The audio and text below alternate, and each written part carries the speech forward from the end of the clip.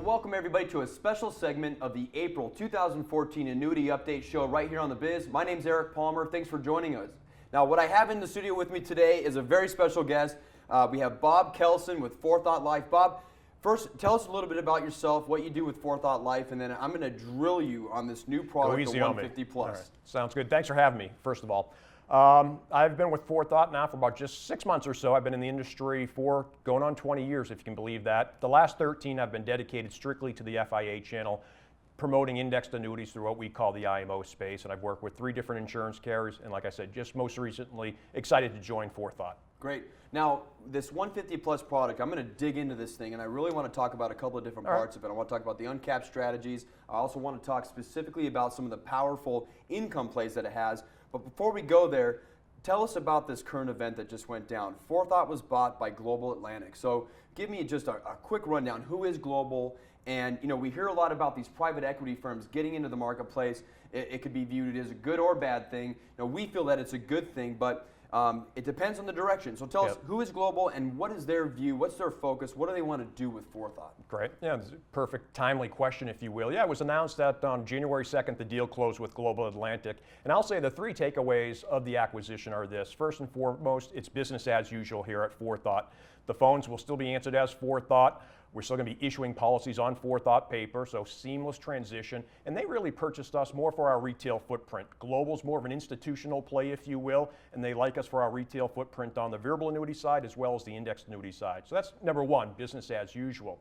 Number 2, what I like, Eric, is we're maintaining that A category rating, which is huge in our space. You know, typically when you have an acquisition like this of an insurance carrier, more often than not, it means an automatic downgrade when that deal closes. Right. But we're maintaining our rating, and that is huge news and signals really something to the field about our financial strength as well as Global's financial strength. Right. The third takeaway is we are now a much bigger company. We went from a $7 billion organization to around $32 billion as of January 2nd. And with that becomes more investment resources to tap into, technology resources to tap into. So who knows what that's going to mean to a product development standpoint, but what I'm hearing is it's all good.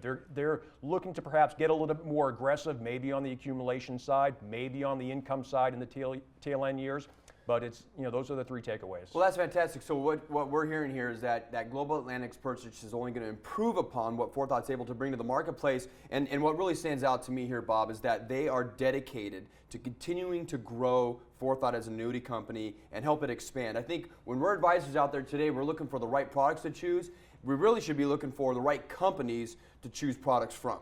And at the end of the day, it sounds to me like Forethought's a company that has always been financially strong, but will continue to be, and with now Global's power, if you will, perhaps a little bit more innovative than they were before. So off the topic of Global, let's get on the topic of what we're really here to talk about, which is this product. And I want to kind of lean on the comment I just made a minute ago about being innovative.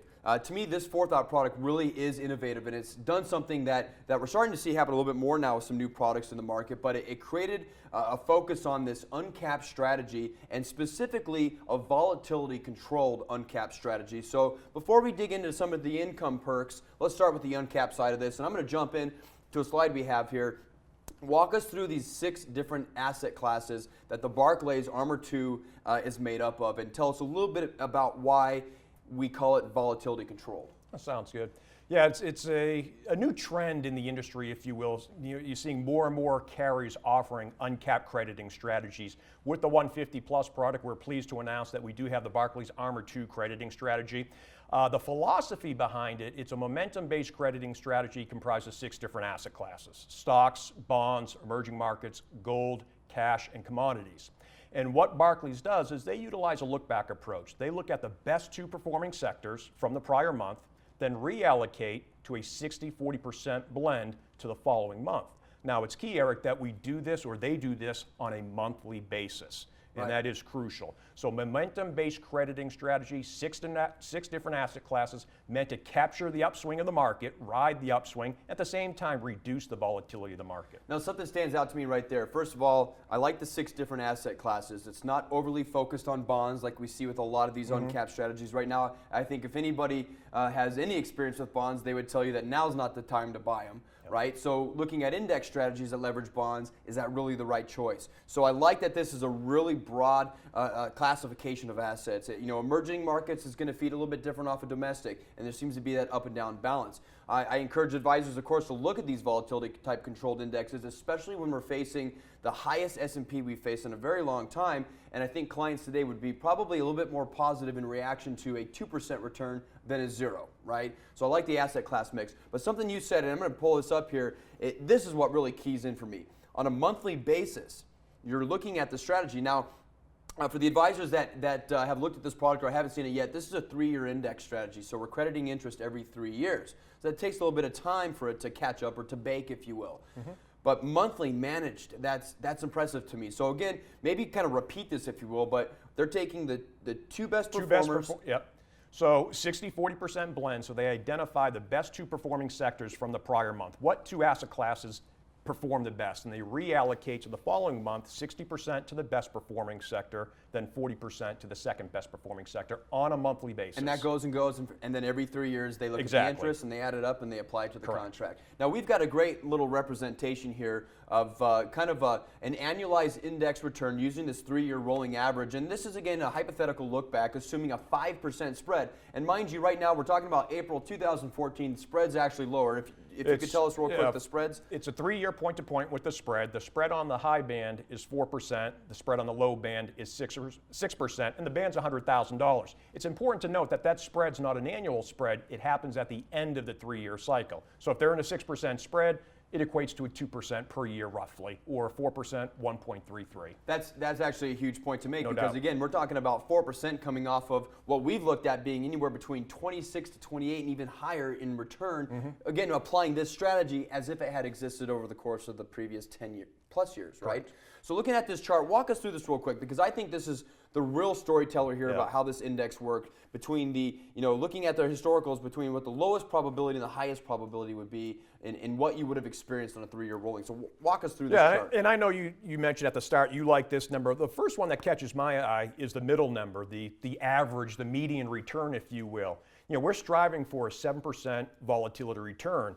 There you go, 6.55% using a 5% spread. So this strategy is doing what it's meant to do. And so what this is telling us is that there's a 50-50 chance at a 6.5% return based on the historical numbers on an annual basis. On an annual basis. Correct. So that's really huge. Now, what I was actually pointing out earlier before we got on the show with Bob is that I like the fact that on the low band you have 2.54%. When I look at products today, anywhere between 7 and 10-year surrender schedule charges, we see that caps are hovering anywhere between 3.5 when the products have all the bells and whistles, and maybe on a pure basis, a 6%. So knowing that we've done on the lowest probability here with this index, 2.5, that stands out to me. So then 50-50, I'm at 6.5, and then the opportunity of the stars, the moon and the sun do line up. We're looking at a 14.6% return on an annual basis. That's huge. So talk to us a little bit about why this is happening. So again, it's the 3-year reset, right? It's adding up the 3 years of returns, and you're only pulling off this 4% or 6% in this example, 5% spread. A 5% in this example. So again, guys, if you want to see more numbers, if you want to get more information about this, write me right here at The Biz. It's info@thebiz.tv, or you can go right to our website, www.thebiz.tv. Request your download of this chart and some additional information. We'll show you the product details, how they came up with these numbers. There's some historical data in this chart that you guys provide, a one-pager. Look for yourselves and see just how powerful this index truly could be. Any last comments you want to leave us with, Bob? With respect to this chart, we are working on our illustration system, and we have a target date of somewhere in mid-April where you can go into our illustration system and backtest the Barclays strategy. So stay tuned on that. Give Brokers Alliance a call for more information, but that's coming soon. And once we have that, that will be extremely powerful, as you know. Well, you heard it right here. Give us a few more weeks, and we're going to get that illustration software out to everybody that's attended this meeting or watched this video. And again, if you want any more information on this product, just write us right here at The Biz. We'll be looking out for your emails. Bob, thanks so much for joining us. We really appreciate the time, and thanks to all of you for watching. We'll see you next time.